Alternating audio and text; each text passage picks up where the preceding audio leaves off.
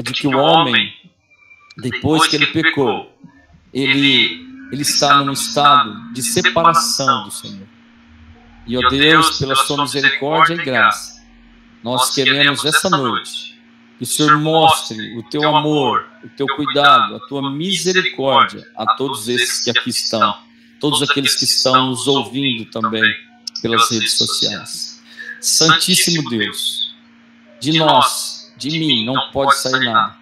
Mas se o Senhor, pela sua graça e misericórdia, convencer essas pessoas de que a sua palavra é a verdade, de que Jesus Cristo é o único caminho, com certeza, todos nós saímos daqui mais edificados da sua palavra. Senhor, essa é a nossa oração e fazemos em nome de Jesus. Amém. Bom, nós vamos... Semana passada nós falamos sobre a inocência. Na semana passada nós falamos sobre o que é o Evangelho e o que não é o Evangelho. E nós falamos também sobre a veracidade da palavra de Deus, as verdades contidas na palavra de Deus. Por que nós falamos sobre as verdades da palavra de Deus? Para que você e eu tenhamos uma base de argumentação daquilo que a Bíblia vai te falar. Então fica muito humano se eu chegar aqui e contar uma história para você. Olha, Jesus mandou falar isso para você, mandou dizer isso, sem que eu abra a Bíblia, a palavra de Deus, e transmita isso para você. Esse é o grande diferencial, é isso que você tem que procurar na sua vida. Não só a palavra dos homens, algum homem vai transmitir para você, mas ela tem que estar pautada na palavra de Deus. Esse é o diferencial. E em João, abra comigo, em João capítulo 5, só para nós reforçarmos aquilo que nós... Você está em Marcos, né? Depois de Marcos é Lucas, depois de Lucas é João. São dois evangelhos aí à frente. João capítulo 5.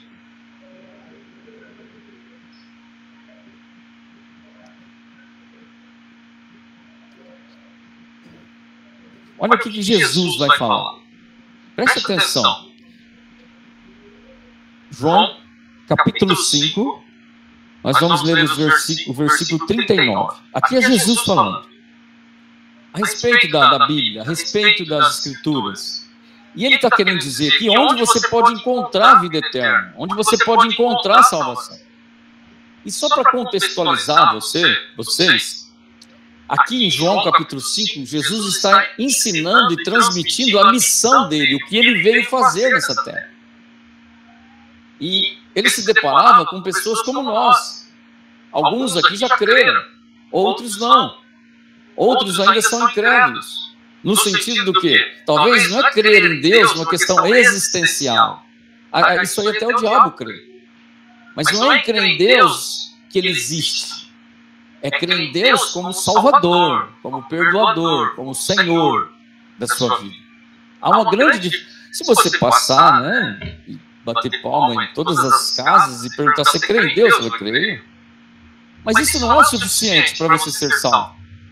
Não é o suficiente para mim e você ser perdoado dos pecados, para você ser transformado de sua vida. Você e eu precisamos de ter um relacionamento conforme Jesus oferece, conforme o próprio Deus oferece. Esse é o grande problema da humanidade. Eles querem Deus, mas não querem se relacionar com esse Deus conforme esse Deus pede pela sua palavra. E não pense você que os mandamentos de Deus são penosos e difíceis. Não são. Tudo que tinha que fazer ele já fez. Ele já morreu, já foi sepultado, ele já ressuscitou. A salvação é pela graça, né? É pela fé e pela graça. Então, todos os seus sofrimentos e os meus sofrimentos e os sofrimentos desse mundo e dessa terra é porque não buscam a Deus da maneira correta. De que forma? Pelas Escrituras. Pelo poder de Deus. Deus não vai descer aqui e vir falar com você pessoalmente, fisicamente. Deus é Espírito. Se a salvação é pela fé, é porque você não vê, eu não vejo. E se existem problemas na sua vida, na vida daqueles que não creem ainda, é porque não tem a fé nesse Deus que é Espírito. tentando abrir sua mente antes de nós começarmos novamente. E ele diz assim, versículo 39, Jesus disse, examinai as Escrituras. O que é examinar as Escrituras? É abrir ela, buscar o quê? O que dela tem. Examinai as Escrituras, porque julgais ter nelas a vida eterna. Não está isso? E são elas mesmas que testificam de mim. Então o que você aprende e eu aprendo? Coisa mais simples do mundo. Você quer saber da vida eterna? É o que nós estamos aprendendo todos esses dias. Então, examine as Escrituras. Mas é só nesse momento aqui que nós estamos? Não. Você tem que ter o interesse de chegar na sua casa, depois dos estudos, buscar, examine as Escrituras. Quer me achar? Jesus está falando. Quer achar a vida eterna? Jesus está falando. Examine as Escrituras. Mas por que examinar essas? Porque são elas mesmas que testificam de mim, Jesus está falando. São elas que mostram quem eu sou, o que eu fiz, mostra da salvação, mostra do perdão, mostra de tudo aquilo que você, ser humano, precisa. E é isso que nós vamos mostrar. Independente.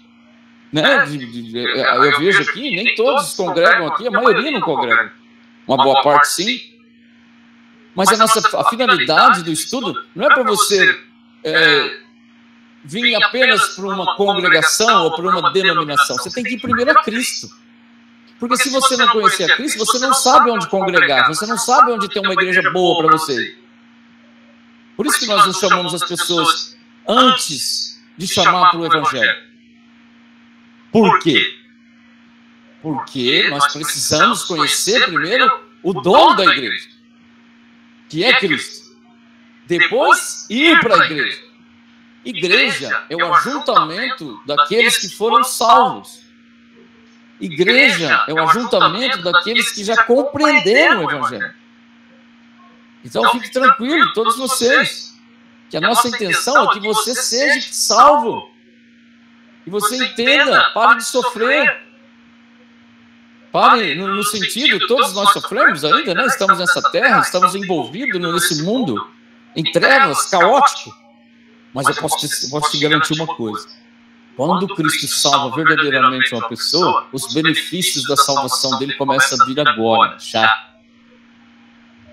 Já vou começar, mas quantas pessoas que estão aqui não têm problemas emocionais, tristeza, angústia, não é assim? Opressão, desespero, falta de esperança. O mundo, não é só você, o mundo inteiro está assim. Por que o mundo inteiro está assim? Porque eles não conhecem a Jesus. E talvez você está buscando Deus da forma errada. E não é assim que nós fazemos. Nós temos que buscar Deus da maneira correta, certa, para que Ele possa vir e resolver o maior problema da humanidade. Qual que é o maior problema da humanidade? É o que nós lemos no texto. Quem não crê vai ser condenado. Esse é o problema. Não foi eu que escrevi. Está escrito em todas as Bíblias aí. Esse é o maior problema. E as pessoas esquecem disso. Ah, eu tenho problema nessa área, naquela outra. É verdade. Eu sei disso. Mas você não resolve nenhum desses problemas sem antes não resolver esse primeiro. E mesmo assim, pessoas que são cristãs, pessoas que têm fé, elas também têm problemas, elas ficam doentes, elas perdem o emprego, o carro quebra, o pé quebra, machuca, tudo. Só que uma coisa é você passar tudo isso com Deus e passar tudo isso sem Deus. Essa é a diferença. Tá bom? Guarde isso. Busque a Deus da maneira correta. Então Jesus disse, examinai as Escrituras, porque julgais ter nelas a vida eterna. E são elas mesmo que testificam de mim. Olha o versículo 47, para dar sentido àquilo que nós estamos conversando. Se, porém, não credes em meus escritos, como crereis nas minhas palavras? Olha aí. Então, se você não crê na Bíblia, nós estamos falando de Bíblia, se você não crê nas palavras aqui, como é que você vai crer em Cristo? É o que Jesus está falando. Se vocês não crêem nos meus escritos, como é que vocês vão crer em mim? Então, meus queridos, eu conheço muita gente que se diz que crê em Deus, mas crê da maneira errada. Só quer acreditar naquilo que é benefício para ela. Esse é o problema. Isso não é. Jesus está falando, creia na minha palavra, nos meus escritos, na totalidade. Porque nós vamos estudar algumas coisas que você não vai achar bom. Vai falar de você, vai falar de todo ser humano que está dentro do coração do ser humano, qual que é a reação dele, fala de pecado. Mas como a humanidade vai tomar o remédio correto se ela não souber a doença dele? Isso é o Evangelho. É isso que põe a pessoa para pensar. E ela sabe, e eu sei, que nós somos exatamente como a Bíblia diz que nós somos. Por que nós sabemos? Porque nós sofremos. Nós sofremos. E quando nós entendemos tudo isso, entregamos a nossa vida com a verdade das Escrituras, a sua vida é outra, você pode ter certeza. Não tem outro remédio. Não tem outro. Mas Jesus tem o remédio. Vamos então para o nosso tema da noite. O nosso tema é inocência e queda. Por que é inocência e queda? Vá em Gênesis capítulo 1, primeiramente. Gênesis capítulo 1, primeiro livro da Bíblia. O primeiro livro da Bíblia, Gênesis capítulo 1. Nós vamos continuar como nós fazemos os estudos. A gente lê menos e eu explico mais. Não quero deixar o estudo cansativo, enfadonho. Mas eu quero que você, o meu desejo é que você entenda, que você compreenda o que está sendo falado. Inocência e queda. Por que esse segundo tema? No período da humanidade, preste toda atenção, muita atenção. Se você prestar atenção, você vai entender. No período da humanidade, quando Deus criou todas as coisas, até Gênesis capítulo 1 e 2, existe um período que chama-se inocência. Por que inocência? Inocência é a ausência de culpa e de pecado. Não havia pecado nessa época. Quando Deus formou Adão e Eva. Isso, por que nós temos que entender isso? Porque esse era o projeto de Deus inicial. O homem pecou. Então talvez você entenda, todo mundo fala que o homem pecou, comeu do fruto proibido, né? Mas está tudo meio bagunçado na cabeça. Nós precisamos entender que o pecado, ele trouxe grandes traumas e dificuldades de entendimento de quem é Deus, de como Deus age. E às vezes é muito simples, nós temos a Bíblia na mão, mas por motivos aqui que nós não vamos entrar, as pessoas não procuram. É o que Jesus falou, vocês precisam procurar as Escrituras. Vocês precisam entender as Escrituras. Vocês precisam crer nas Escrituras. E Gênesis capítulo 1, nós não vamos ler tudo. Gênesis capítulo 1 fala também da criação, certo? No capítulo 1, no versículo 1 do capítulo 1 até o versículo 26, nós não vamos ler. Deus criou todas as coisas de que forma? Com o poder da sua palavra. Olha em Gênesis capítulo 1, versículo, vamos ler de 1 a 4 só. Diz assim: no princípio criou Deus os céus e a terra. A terra, porém, estava sem forma e vazia. Havia trevas sobre a face do abismo, e o Espírito de Deus pairava sobre as águas. 3. E disse Deus: haja luz, e houve luz. Enfim, até o versículo 26, Deus criou todas as coisas, o céu, a terra, as estrelas, a relva, a selva, tudo com o poder da sua palavra. Haja luz, e houve luz. Esse é o Deus da Bíblia. Mediante a tudo isso, nós somos criacionistas, né? O cristão genuíno, verdadeiro, ele é criacionista. Mas nós não vamos estudar isso. Nós vamos estudar o quê? Aquilo que envolve o Evangelho, que envolve a história. Lembra quando ele disse, Jesus falou, ide e pregai. O que é pregar? Levar uma mensagem, contar uma história. Então a história, ela começa em Gênesis. A história começa dentro do projeto inicial de Deus para a humanidade. Então começa aqui. Então nós vamos ver alguns pontos e considerá-los rapidamente.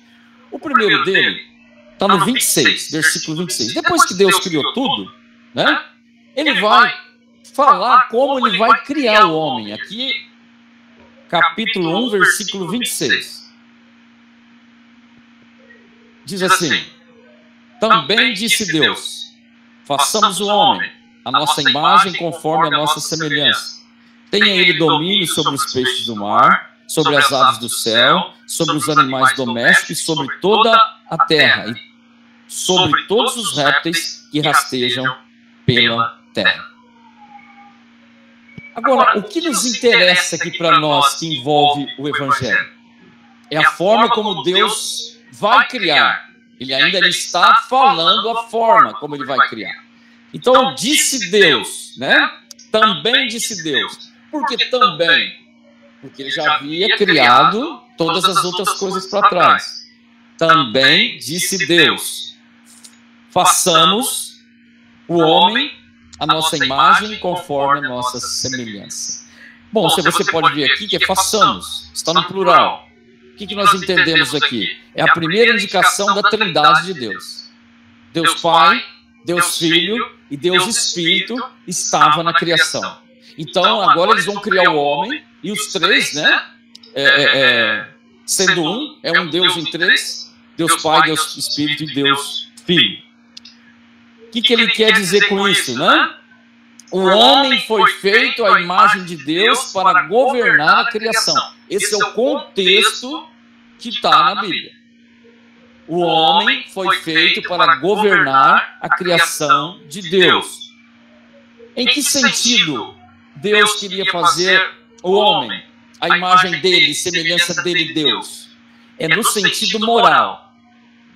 Ele era semelhante a Deus. O homem, lá no Éden, nesse período, ele era semelhante a Deus moralmente, sem pecado, sem malícia, sem nada, sem nenhuma mácula. Então, aqui nós aprendemos duas coisas. Como Deus, ele se relaciona com o ser humano apenas por intermédio de santidade, sem pecado. O que está querendo dizer para você aqui entender melhor? É um Deus santo convivendo com uma criação santa. Meus queridos, Deus, ele não transmitiu, ele não dividiu com o homem outros atributos dele, como onipotência, onisciência, onipresença. Isso ele não dividiu com o homem. Ele não transferiu, não comunicou ao homem.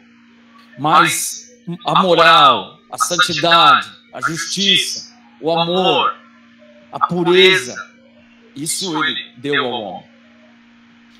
Por que eu estou dizendo isso? Porque Deus, a primeira coisa que você tem que aprender de Deus é que Deus é santo. Deus é sem mácula. E para contar a história, talvez a sua ideia até hoje de Deus é um Deus fanfarrão, né? É um Deus que é um Deus que aceita tudo. É um Deus que totalmente anda de mão dadas com os erros, com os pecados, que releva. Deus não é assim. Então, o convívio desse Deus com a sua criação, da sua criatura, era exatamente dessa forma, como foi projetada pelo próprio Deus. Um Deus santo, convivendo, vivendo com uma criatura santa. Um Criador somente vivendo dessa forma com a sua criatura. No versículo 7, então o que você tem que aprender? Deus é santo. O que nós temos que aprender para se relacionar com Deus? Exatamente dessa forma. Porque aqui o homem, ele se encontrava com Deus, face a face. A Bíblia fala que na viração do dia o homem ia ter com Deus, conversar com Deus. Na sua mente não entra isso, nem na minha. Porque nós mal acreditamos que existe um ser, né?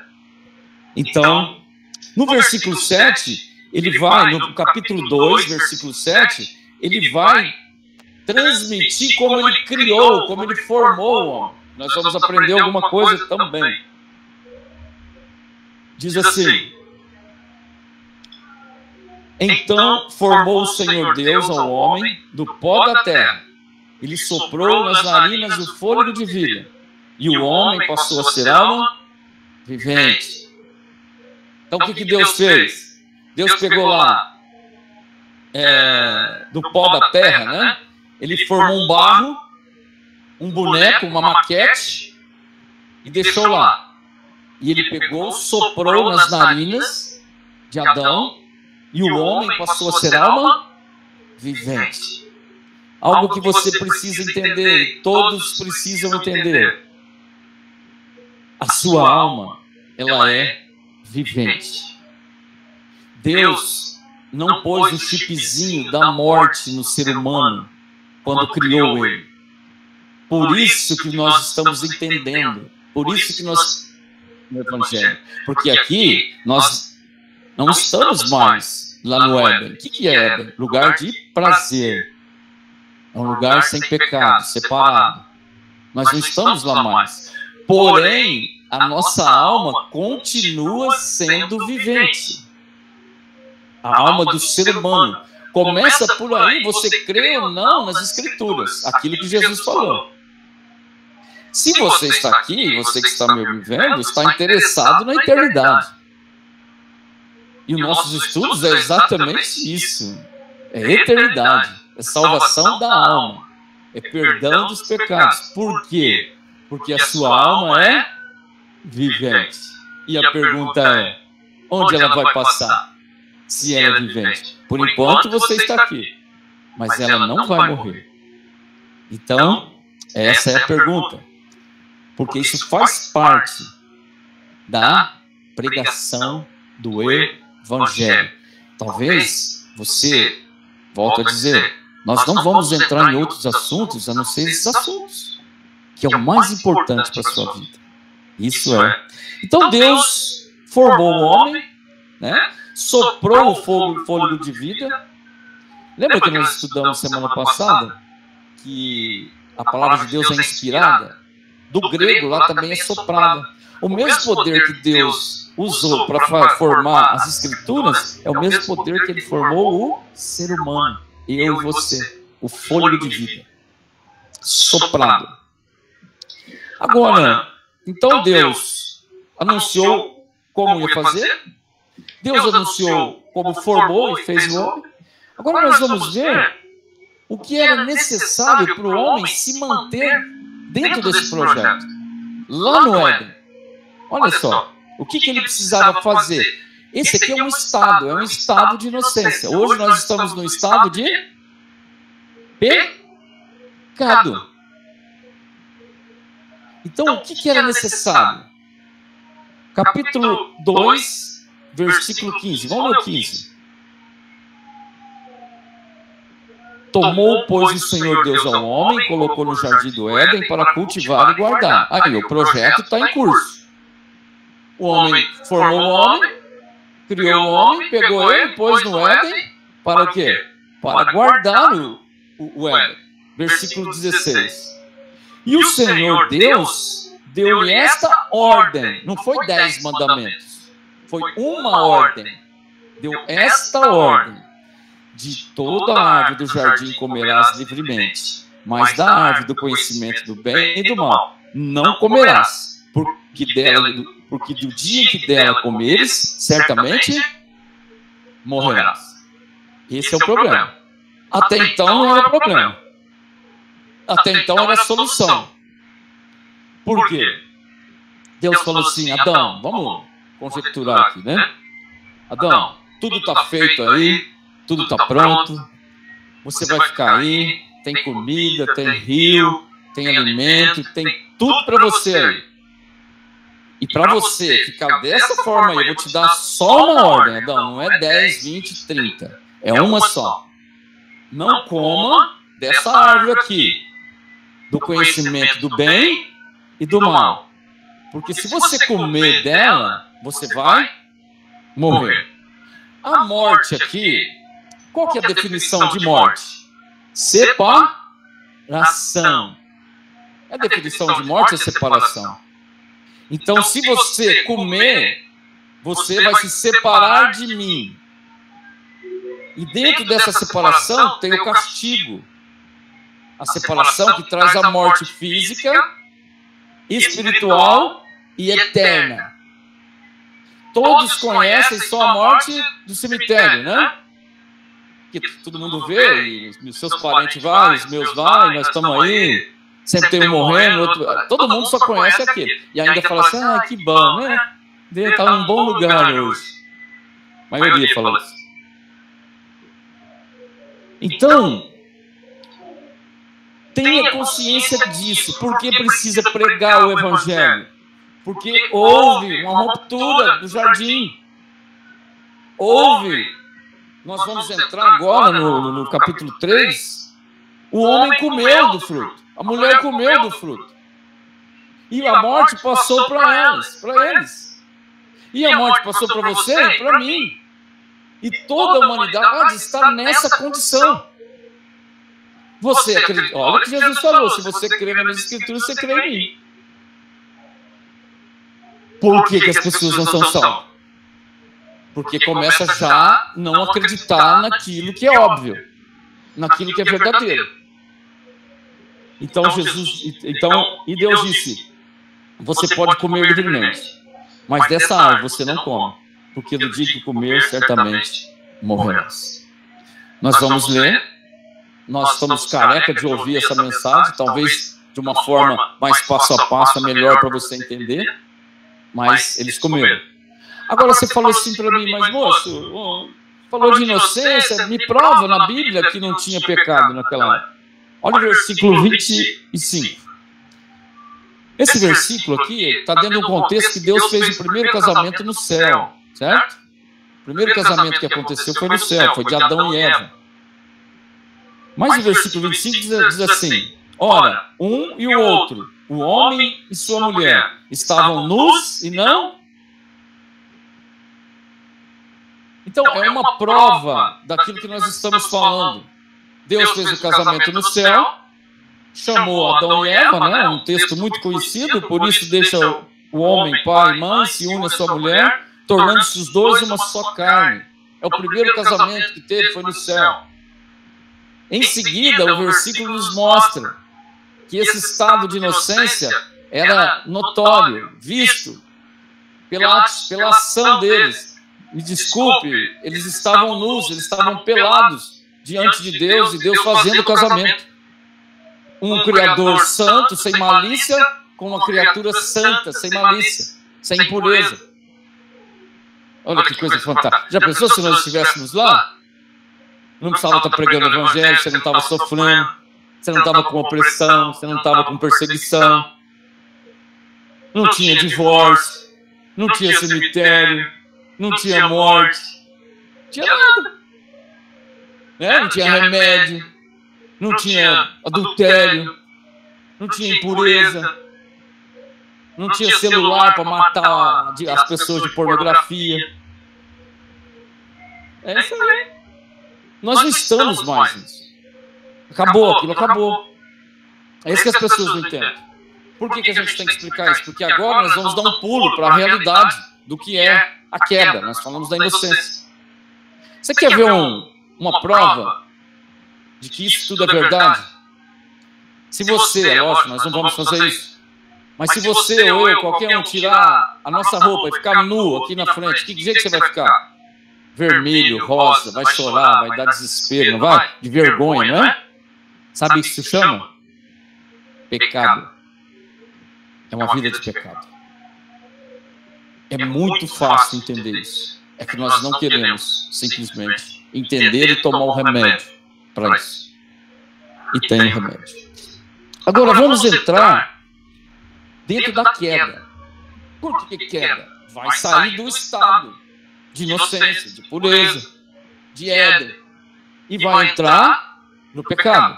Vamos tentar aí narrar para você entender de uma maneira do jeito que vocês estão entendendo. Vai entrar em cena aqui, nós temos que falar desse ser que vai entrar em cena. Na queda, entra em cena Satanás. Ele entra em cena entrando dentro de uma serpente.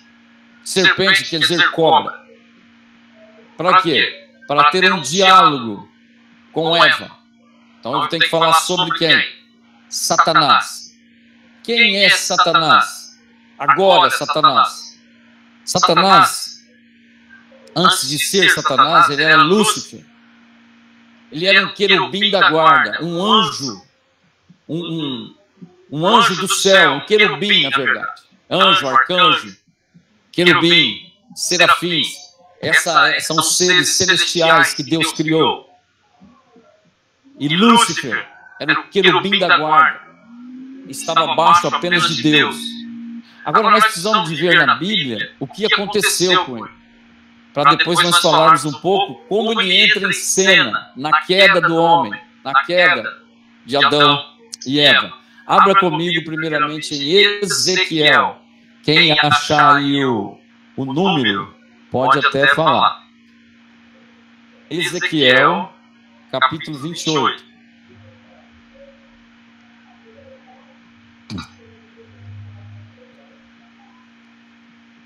Eu não sei se são todas as páginas da mesma Bíblia, mas essas que nós fornecemos para vocês é 570.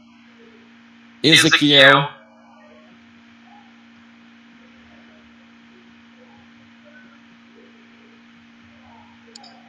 e preste atenção, porque esse aqui, Ezequiel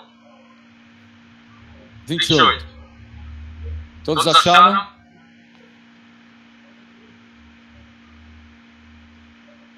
As irmãs do lado ficam mais espertinhas aí, hein? Mas vão cobrar de quem sabe.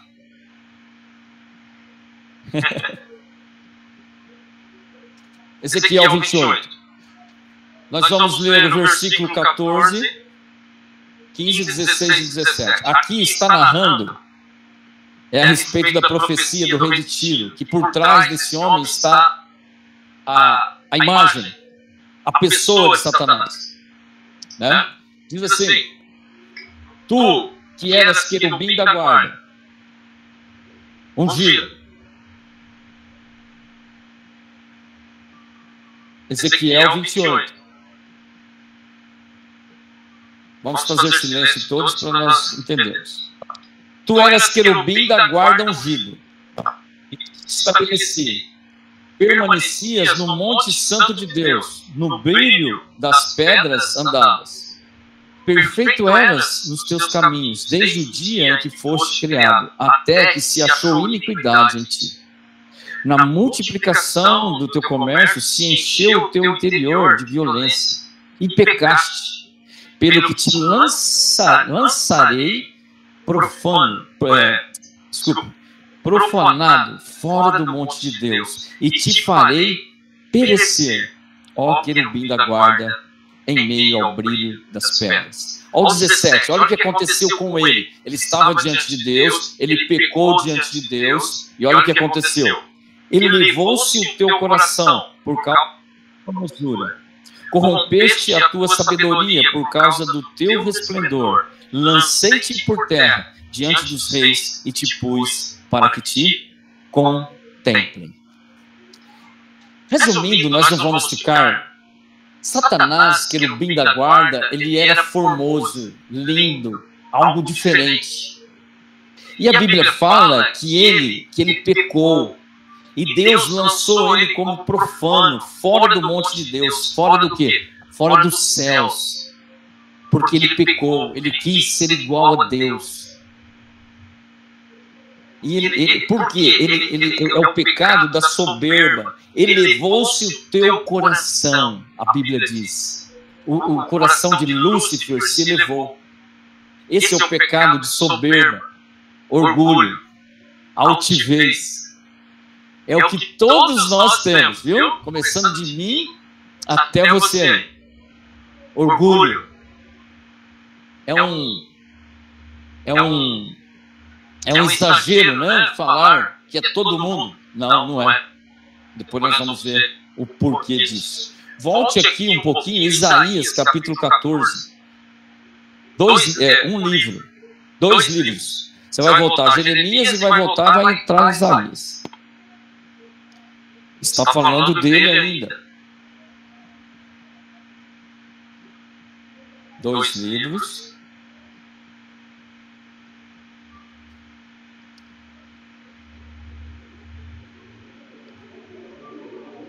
Versículo 12, 14, versículo 12.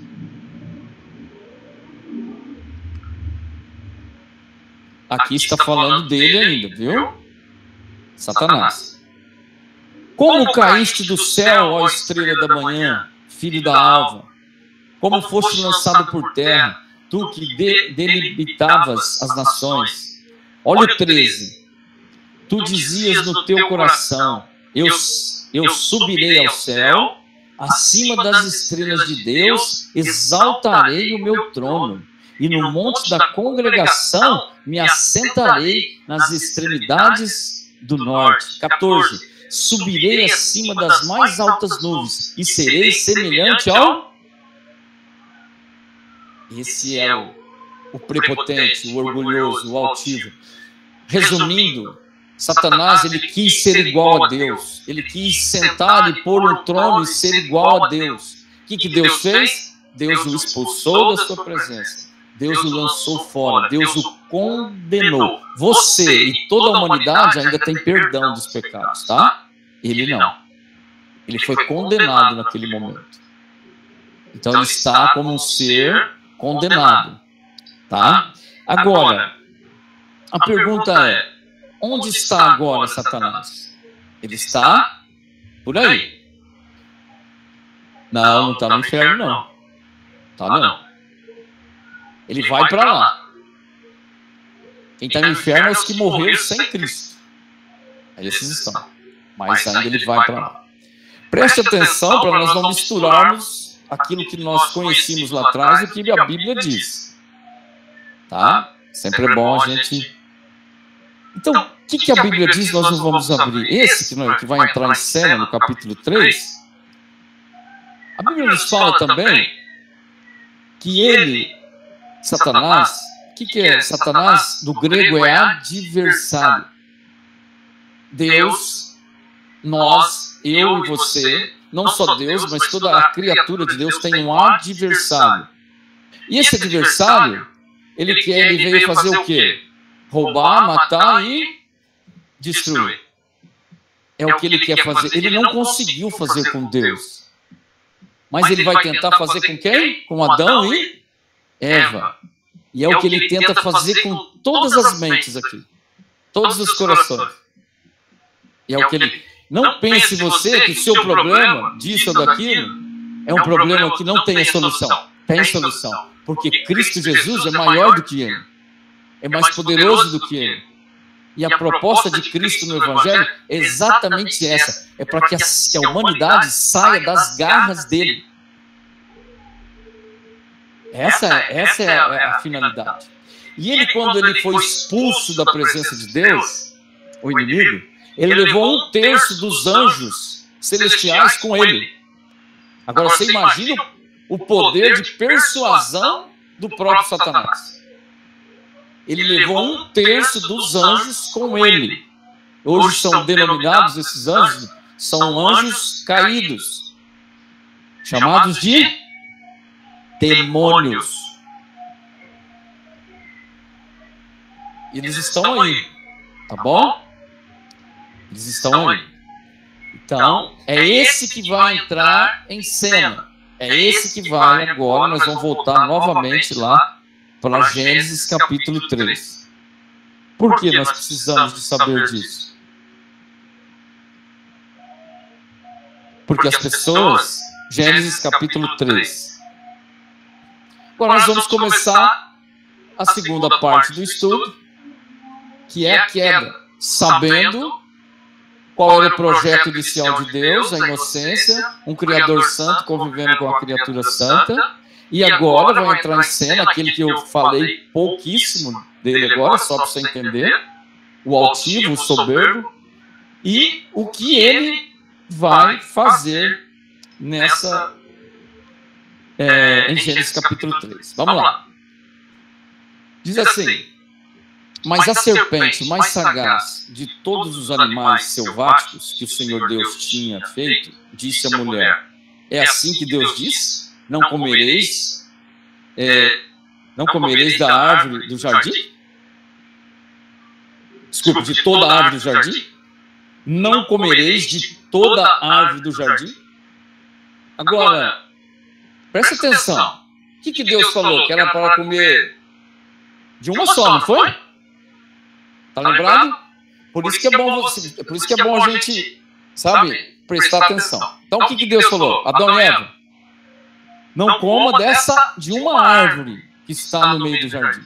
Não foi isso que Deus disse? Agora Satanás vem e fala assim: Deus falou para você não comer de toda a árvore do jardim? Então o que nós aprendemos aqui?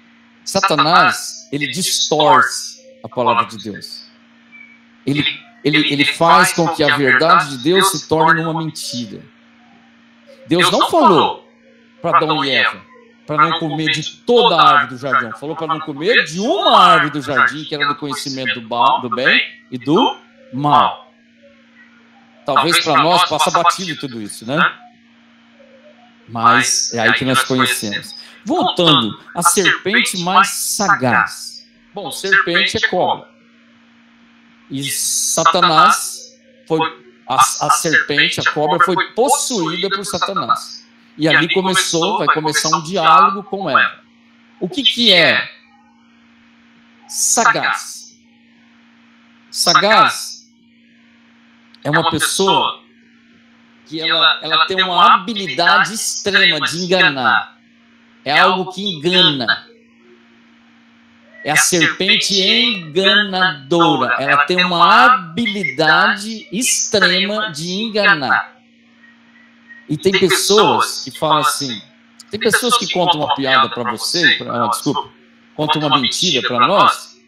Você fala assim, isso aí não dá para acreditar, né? Aquelas mentiras. Mas tem uns que contam as mentiras que você tira até o que você tem da bolsa e dá para as pessoas, não é assim? Satanás é desse jeito. Ele não conta uma coisinha, uma mentirinha. Ele engendra, sabe? Ele arquiteta, ele é muito sagaz, ele é muito habilidoso em enganar. E vou alertando vocês, ele está fazendo isso até hoje. Ele continua fazendo a mesma coisa.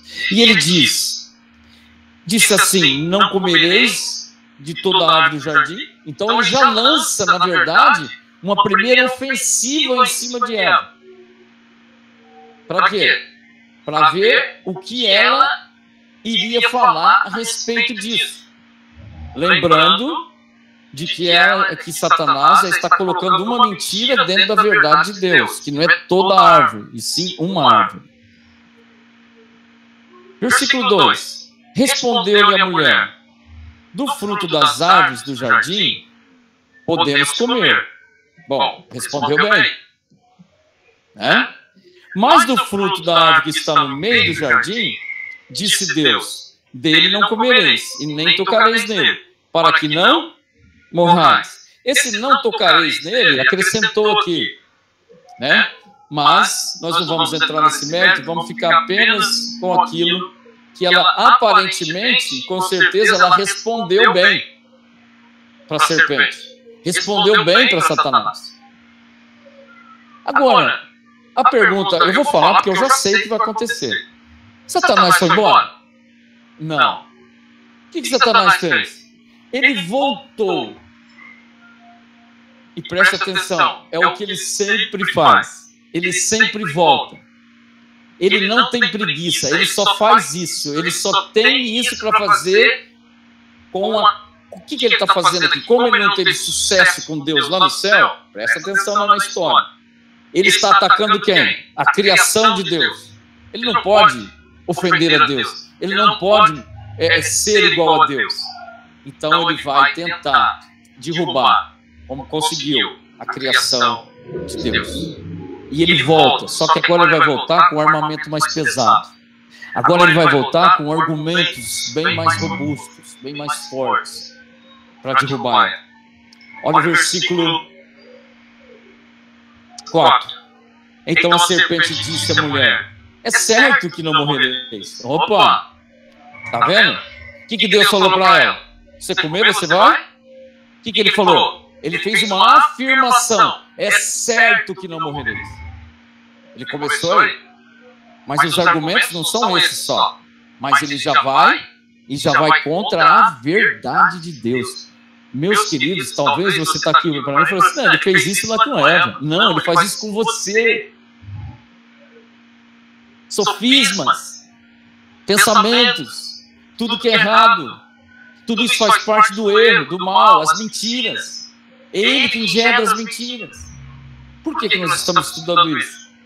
Porque isso é bíblico. Porque isso é para te libertar. E ele diz no versículo, talvez você deva até estar pensando aí, né? Sobre tantas e tantas questões que acontecem no mundo, na sua mente, no seu coração. É exatamente isso. Deus não projetou nada disso. Versículo 5. Depois ela falou no 4, né? Então a serpente disse à mulher: é certo que não morrereis. Versículo 5. Porque Deus sabe do dia, a serpente está falando, porque Deus sabe do dia em que comerdes dele, vos abrirão os olhos, e como Deus sereis conhecedores do bem e do mal. Olha só. Então ela chama Eva, fala assim: Eva, sabe por que Deus não quer que você come do fruto? Porque você vai ser igual a ele, Eva, conhecedor do bem e do mal. Ele estava falando assim: Eva, esse Deus, ele é egoísta. Ele não quer que você coma, porque você vai ter os atributos dele, você vai ter o mesmo poder dele, Eva. Então esse Deus está escondendo o melhor de você. É isso que ele tinha ele no coração dele. É isso que ele tinha, que ele queria fazer com Deus lá nos céus. E ele transmitiu isso para quem? Está transmitindo para Eva. Eva, esse Deus é egoísta. Talvez essa é a narrativa. Eu te contei uma verdade. Agora, a verdade de Satanás é essa aqui. Tentando com que Eva fizesse o quê?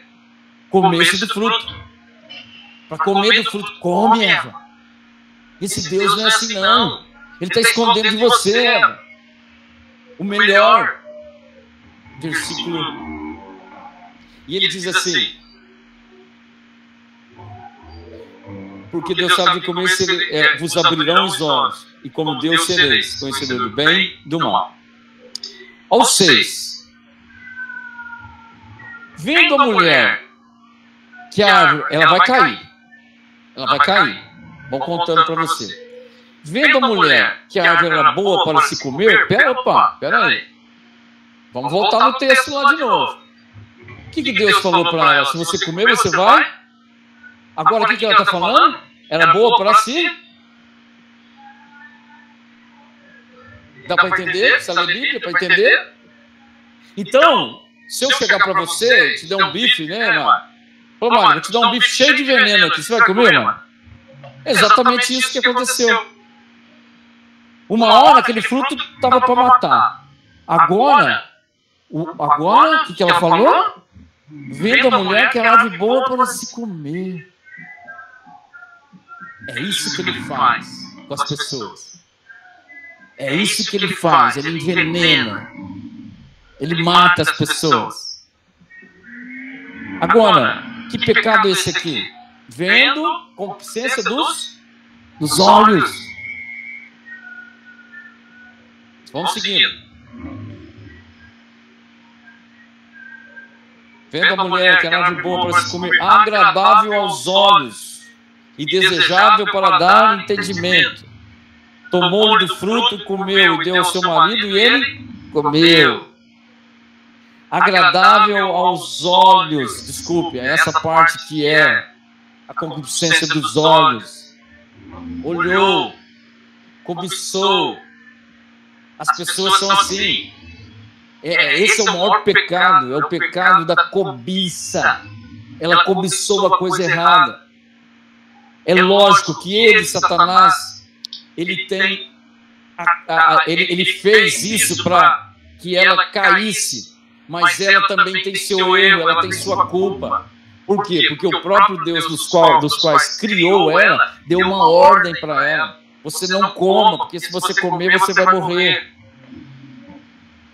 Mas juntando com as astúcias dele, juntando com a sagacidade dele, com a habilidade dele de enganar, juntou a cobiça de Eva e a sagacidade de Satanás. O que aconteceu? Tum. Põe uma coisa na sua mente.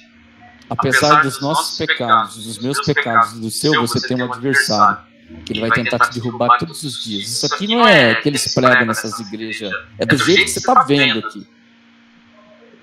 Ele não tem um garfo para te furar.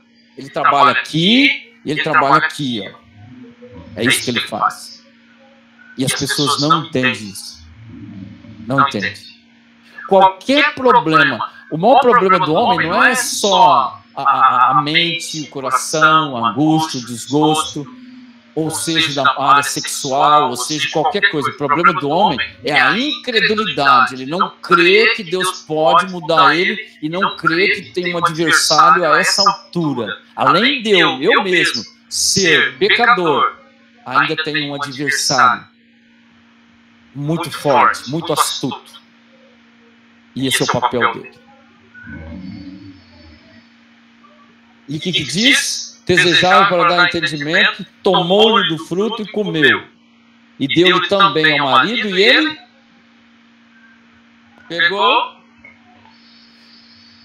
Dá para entender, dá para vocês entenderem essa narrativa exatamente agora, no versículo 7, vai entrar o outro estado, a outra situação, que chama-se pecado.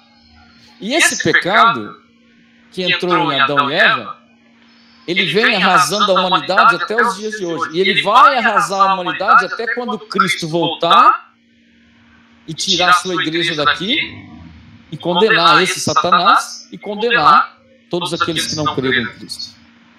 É isso que vai acontecer. Aqueles que morreram sem Cristo ficarão eternamente. Então, agora, dentro dessa narrativa, não foi Deus quem colocou o pecado no mundo. Foi o homem que pecou. Foi o homem que saiu. E talvez, mas Adão e Eva pecou, o problema é deles. Mas o vírus entrou em mim, entrou em você. Não tem como lutar contra isso. É igual quem morreu de Covid, né? Você acha que as pessoas queriam morrer de Covid? Hã? Morreu. Milhões na Terra. Outras pestes, outras coisas, doenças, enfermidades que tiveram pela Terra, morreram. O pecado é a pior peste que tem. Porque ela mata, o pecado mata eternamente. Por isso que prega o Evangelho. Por isso Jesus veio ao mundo. Por isso Jesus veio como Deus, perdoador, salvador. E esse é o maior problema que a humanidade tem.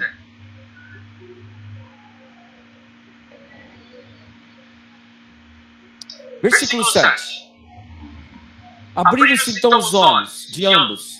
Aqui foi o pós-pecado, depois que comeu. Tá todo mundo entendendo? Se não tiver, pode falar.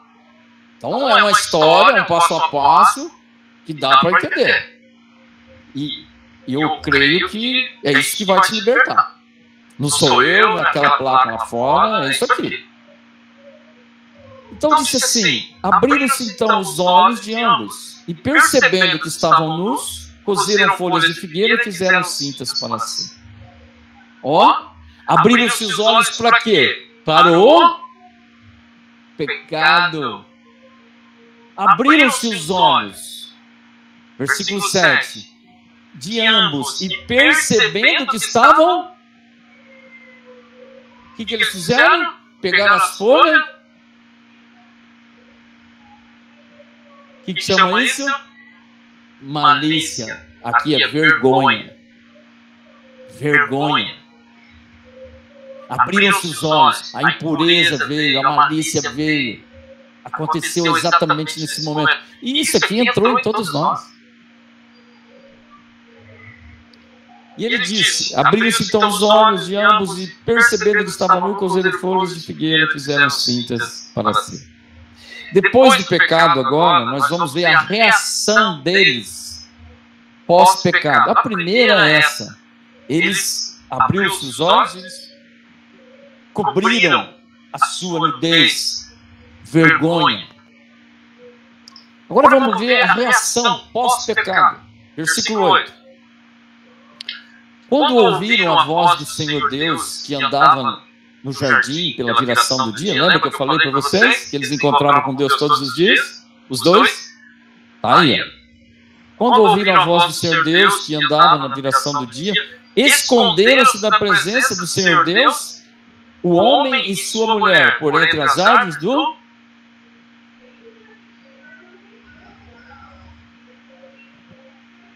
O que o pecado causa? Fugir de Deus. Olha, quando ouviram, eles se esconderam de Deus. Fugiram da presença de Deus, se esconderam. Por que isso? Porque o pecado causa isso entre o ser humano. O que as pessoas fazem até hoje? Talvez você que está aqui vai ouvir tudo isso e vai continuar escondendo de Deus e fugindo. Me desculpe, eu faço isso para que você não se esconda mais. Eu faço isso para que você seja transformado, convertido verdadeiramente. Mas se você fizer isso, eu não tenho como te segurar. Porque o ser humano é assim. Ele se esconde, ele foge, ele arruma desculpas. Eu não tô conseguindo. Mas Deus, você acha que Deus é culpado disso aqui? O homem pecou, o homem desobedeceu. O homem, a primeira reação dele foi se esconder de Deus. Vai lá pra mim. Por que ele não foi se retratar com Deus? Nós vamos ver agora. Mas ele se escondeu de Deus. E o contexto aqui, quando se fala que é de vergonha, é o pecado da vergonha. Mas tem mais coisa que nós extraímos disso. A vergonha nos faz esconder nossa cara de Deus pelo pecado. O que acabou de acontecer aqui? O maior pecado de toda a humanidade. Outra coisa, as pessoas, elas lidam com o pecado como se fosse um deslize, uma derrapada, um engano. Deus vai perdoar isso. Deus não vai perdoar se você primeiro não reconhecer que é pecador, aí Ele te perdoa. Senão Ele não vai perdoar. Agora, como o ser humano vai chegar diante de Deus se ele vive só correndo e fugindo de Deus? Esse é. Então, essa mensagem, ela é coerente, ela é racional, ela é compreensiva. Só que ela tem que ser acompanhada de fé. Ela tem que ser acompanhada de convicção de quem eu sou, de quem é Deus. Para que eu possa ser transformado por Ele, Deus. É simples assim. Essa é a mensagem a ser pregada, essa é a mensagem do Evangelho. É saber que o pecado destruiu o homem, a mente do homem. Agora, eles se esconderam entre as árvores do jardim. Aqui ainda o contexto é vergonha. Tamanha vergonha. Mas o homem, ele perde a noção, ele se torna ridículo diante de Deus por causa do pecado. Quem que era Adão e Eva? Homem e mulher que Deus criou. Não foi? Com poder e todas as coisas. Agora, você acha que um casal, um homem ou mulher, vai se esconder desse Deus todo poderoso atrás de uma árvore? O homem não se torna ridículo? O ser humano, embora o contexto seja vergonha, estão escondidos atrás de uma árvore. Olha que coisa mais triste, no privilégio que eles tinham com Deus, na viração do dia, encontrar com Deus sem pecado, imortais. Agora está lá, sofrendo, atrás de uma árvore, parecendo um cachorro, com vergonha. Esses somos nós. Esse é o mundo. Essa é a humanidade. Agora, o pior é que as pessoas, por fugir, não querer se retratar com Deus, elas não sabem o tamanho do problema que elas têm. E volto a dizer, talvez você está aqui, mas não está crendo, não é em mim, você não está crendo na Bíblia. Seus problemas vão continuar. E vai acontecer aquilo que Jesus falou, do qual nós estamos fazendo estudo. Quem não crê vai ser... Eu não estou fazendo terror. Eu estou contando verdades para todos vocês, para ver se vocês acordam. Se desperte. E saia do engano. Versículo 9. Aqui agora vai começar, é a reação deles ainda, vai começar a ação de misericórdia de Deus. Olha só, versículo 9. Chamou o Senhor Deus ao homem e lhe perguntou, onde estás?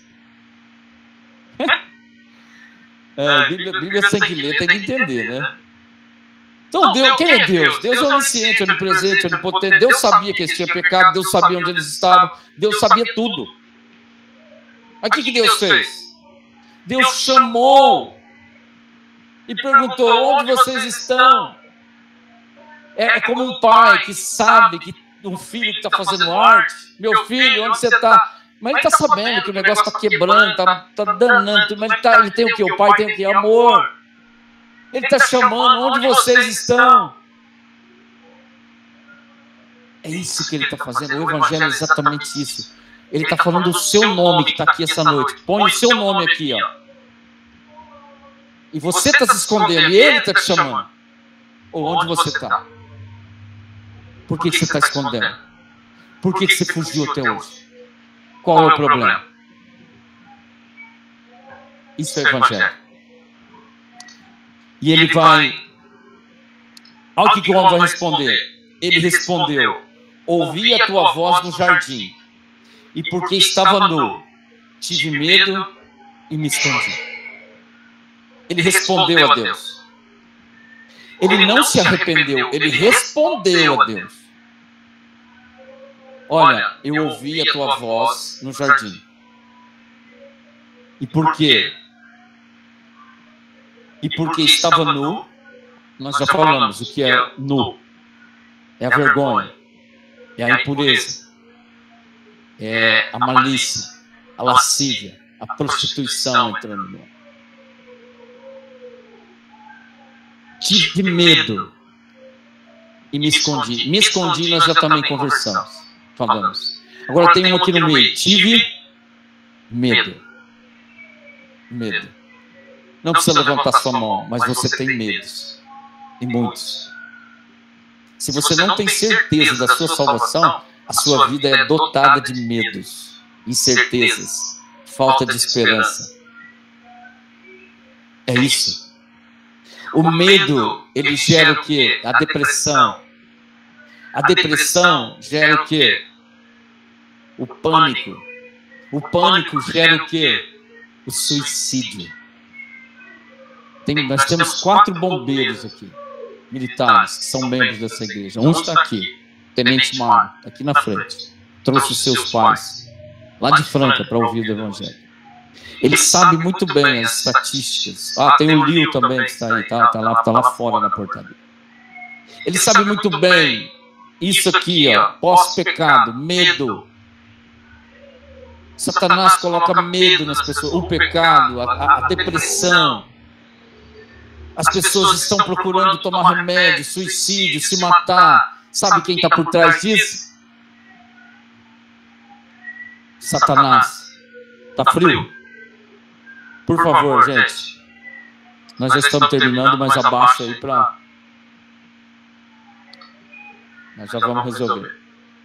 Mas Não é Deus, mas quando tem um negocinho aí, não controla. Estão entendendo? Dá para entender? Então eu tive medo. Pergunta para um cristão, não vou apontar não, pergunta para um cristão genuíno, verdadeiro. Eu particularmente, eu não quero morrer. Eu não nasci, eu não quero morrer. Não querer morrer não quer dizer que eu não esteja preparado para morrer. Entendeu? Tem pessoas que elas não dormem de medo disso, daquilo outro. É o medo. É a incerteza, a insegurança, é a angústia, é o desassossego da sua alma. Isso foi colocado aqui. E Adão está falando, eu estou com medo. Por quê? Nós podemos até conjecturar, mas nós vamos fazer isso, que o nosso tempo já está no fim. Aí, 11. Perguntou-lhe Deus, depois que ele falou, né? Ele respondeu. Aqui Deus vai dar uma oportunidade para ele, novamente, dele se retratar. É o que ele está pedindo para você. Tudo isso aqui, Bíblia é o seguinte. Você explica e aplica. E tem sempre uma proposta por trás daquilo que nós entendemos por ser evangelho. E Deus vai chegar para ele no versículo 11 e vai fazer exatamente isso. Veja o versículo 11. Perguntou-lhe Deus, quem te fez saber que estava nu? Comeste da árvore que eu te ordenei que não comeste? Ele está fazendo uma pergunta, esperando uma resposta de Adão, para ele se retratar. Adão, mais uma vez, ele sabia de tudo. Ele sabia que ele tinha comido, ele sabia o porquê que ele tinha comido, ele sabia do medo, da vergonha, ele sabia de tudo, mas ele está dando mais uma oportunidade a Adão. É o que ele está fazendo com vocês, com você, para se retratar. E ele disse assim, quem te fez saber que estava nu? Comeste da árvore que eu te ordenei que não comeste? O que ele tinha que fazer, gente? É dar um passo à frente e falar, eu comi, Senhor. Eu arrasei o plano que o Senhor fez da humanidade. Foi eu me arrependo. Foi eu estou aqui. Eu pequei, eu estou sofrendo, eu tenho medos. Eu estou sem esperança, eu estou escondido. A minha vida é uma droga agora, Senhor. É isso que a humanidade tem que fazer. É o que ele não fez, é o que as pessoas têm que fazer. Isso é salvação. Se você não chegar diante de Deus dessa forma, não da forma que Adão fez, mas da forma com que Deus pede, com arrependimento, contrição verdadeira, você jamais verá Deus. Vai continuar o orgulho que está em Satanás, que ele colocou na humanidade. Vai continuar em você. Me desculpe, mas a sinceridade, a verdade é essa. E tem pessoas que estão tão perturbadas, e tão perturbadas, e tão perturbadas, que não ouve. Não ouve. Preferem sair das igrejas boas que ainda tem, que pregam a verdade. E não, eu quero aquela outra igreja. Aquela lá vai falar de coisas da terra. Eu quero saber das coisas da terra. Eu não quero saber das coisas eternas e nem do céu. É isso que as pessoas procuram. Essa é a oportunidade de nós nos retratarmos com Deus. Não fugirmos. Não tem muito tempo. E não tem muitas igrejas que pregam a verdade. Você está esperando o quê? Essa é a pergunta. Comeste da árvore que eu te ordenei que não comeste, Adão? Ele está fazendo, sabe o quê? Ele está armando uma ajuda para Adão, induzindo ele ao bem, para ele se retratar, para ele se arrepender. Olha o que ele vai, nós vamos encerrar. Olha o que respondeu no 12. O 12 e o 13 nós vamos ler. Então disse o homem: a mulher que me destes por esposa, ela me deu da árvore e eu comi. Sabe o que ele está fazendo aqui? Talvez é o que você faz. Ela, Deus e a mulher. Senhor, o Senhor me deu uma mulher estragada. O Senhor me deu uma mulher do Paraguai, falsificada. Foi o Senhor que me deu essa mulher. Não é isso que você faz na sua vida? Culpar os outros? Culpar a mulher, culpar a mãe, culpar o pai? Culpar a Deus pela sua vida? Não é isso que todos fazem? Não é isso que o mundo faz? Fala a verdade, meus queridos. É isso. Culpamos aqueles que estão à nossa volta. Culpamos o pastor, culpamos o irmão, culpamos os vizinhos. Mas nós não reconhecemos a nossa culpa, o nosso próprio pecado. A minha mãe, o meu pai, o meu marido, a minha mulher. É assim. A vida do ser humano é assim. E foi isso que Adão fez. E é isso que as pessoas continuam fazendo. Versículo 13. E a mulher? O que a mulher vai fazer? Disse o Senhor Deus à mulher: que é isto que fizeste? Respondeu a mulher: a serpente me enganou e eu comi. Mesma coisa. Ela deveria falar o quê? Senhor, o Senhor falou. E eu respondi até bem para a serpente a primeira vez. Mas a segunda vez, eu joguei tudo por terra. Não foi ela que me enganou, não foi eu que errei também. Eu poderia ter livre o meu marido, eu, desse pecado. Ela culpou a serpente. Mesma aplicação. Culpamos a todos e a tudo.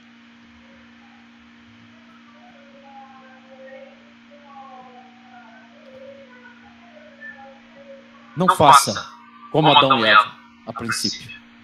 Não faça. É muito simples. Conte a verdade. Conte até hoje que você não conhecia Deus. Chegue diante dele.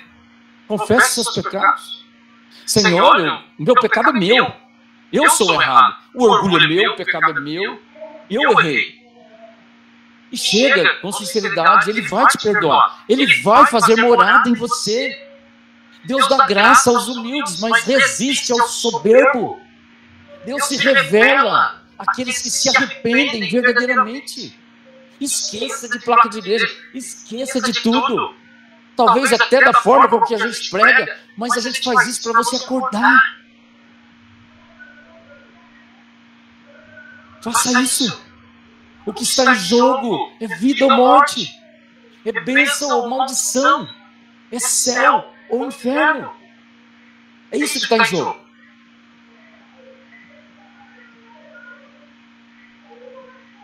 Vamos orar. Santo Deus e Pai, a Ti seja a honra, a glória, domínio e o louvor. Sabemos, ó Deus, que todos nós somos dessa forma. A diferença, ó Deus, que alguns aqui já reconheceram que são assim e pediram perdão e andam, ó Deus, lutando contra essas ações desse mundo caído, tenebroso, contra as ações de Satanás também. Ó Deus, a nossa oração é que o Senhor, por intermédio do Espírito Santo, convença e traga luz à verdade para essas pessoas que estão escravizadas, estão sem esperança, sem perdão, Senhor. E traga, ó Deus, salvação para essas pessoas. Essa é a nossa oração. E fazemos em nome de Jesus. Amém. Meus queridos, semana que vem nós vamos falar sobre a corrupção do gênero humano. O que se tornou o ser humano. A maldade do coração do homem. O que é o seu coração, o meu coração, o nosso coração. E é exatamente essas questões que vai nos libertando e nos vai trazendo dependência de Deus. Ao invés de nós fugirmos de Deus, nós vamos correr para Deus. Amém? Não faltem.